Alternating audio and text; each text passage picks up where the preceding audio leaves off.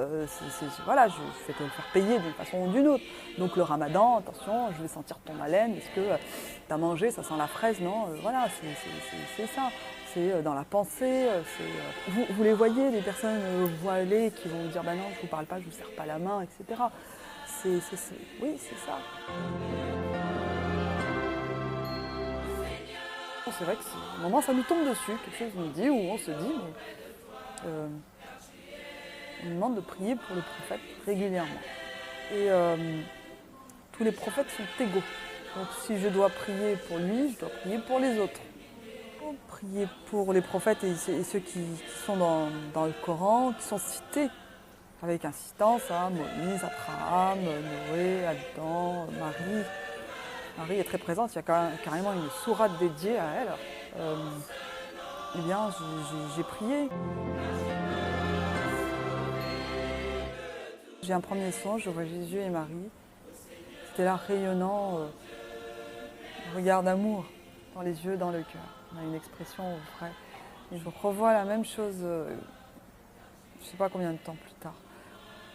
Et à quelques jours près, je revois encore, suite à prière, pour les autres prophètes, pour tous les prophètes. Et je lui dis, mais vous êtes sympa, mais ça va quoi. J'en attends d'autres, vous n'êtes pas prioritaire. Hein. Non mais si tu viens pas, moi c'est toi que j'attends, c'est pas Jésus et Marie. Et la troisième fois que je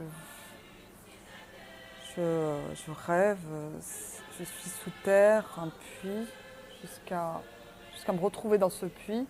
Je monte et à la surface, il y a la présence des anges, des lumières. Il y a quelque chose qui monte au ciel, c'est des chants, c'est des prières, c'est des louanges, c'est, je ne sais pas, un monde céleste, je ne sais pas ce que c'est. Je sais que c'est magnifique. J'arrive et ce rouleau qui s'ouvre et je vois des dessins et je finis sur Jésus sur la croix. Et là, non, c'est pas... Tu vois, c'est un truc qui n'est pas passé. C'est Jésus sur la croix, c'est pas reconnu.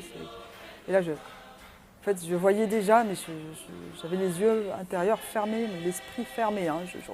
J'ai du mal, ma mémoire, à garder tout ça intact, de façon intacte. Mais j'étais déjà personnellement fermée à tout ça. Et quand je me dis stop, réveille-toi, Jésus n'a jamais été crucifié, Jésus sur la croix, sacrilège, non, non. Et comme des fois, vous savez, on est en plein cauchemar et là, on se réveille.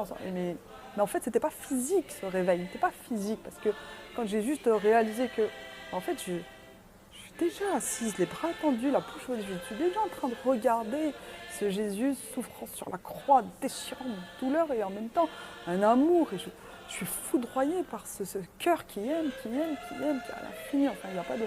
Et je suis sa chérie, je suis son enfant chéri, je suis sa création. Et là, je reconnais mon Seigneur, je reconnais mon Dieu, je reconnais celui qui m'a faite.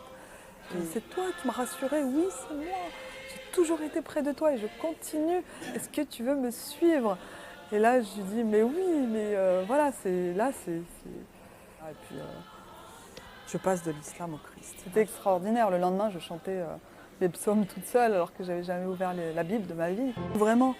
Donc, j'ai besoin, je demande, frapper, on vous donnera, il me donne. Donc, dire chrétien, oui, c'est une évidence. Après, rentrer dans l'église, le baptême, certes, c'est concrétiser un acte de foi. Jésus, je te veux. Et puis témoigner, vivez vraiment tel que vous êtes, en enfant de Dieu. C'est à ça qu'on vous reconnaîtra comme chrétien, c'est à ça qu'on se convertira, parce vous êtes le sel de la terre. On aura envie de retrouver cette innocence.